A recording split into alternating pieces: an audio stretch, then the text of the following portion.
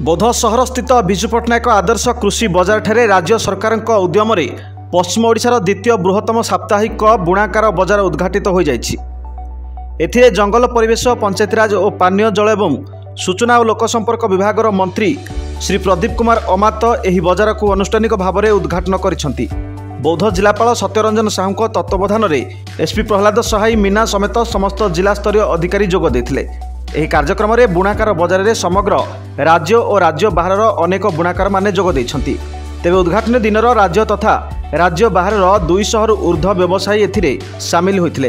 एही बजार ओडिशार एक प्रमुख बजार हेबो। बुणाकार मानकर विकास सह सेमानकर आर्थिक अवधि हेबो बोली मंत्री श्री अमात कहिसंती।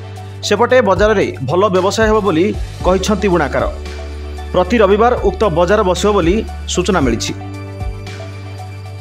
आज बौद्ध जिलार सदर महकुमा बौद्ध ठारे बुणाकार बजार आज उद्घाटन होइछि एवं आपण माने देखुचंती किभଳି भाव में बहु संख्यार सारा ओडिशारू विशेष भाव में पश्चिम ओडिशाठू आरंभ करी उपकूल ओडिशारू विभिन्न बुणाकार माने से माने संघबद्ध भाव में आसिकी एठी अंशग्रहण करिसंती एवं तांकर व्यवसाय चालू रखिसंती।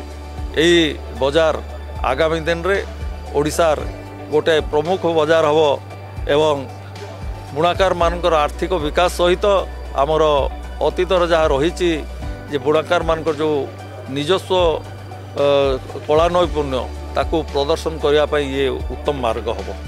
बौद्धरू प्रशांत कुमार प्रधान का रिपोर्ट G99 न्यूज।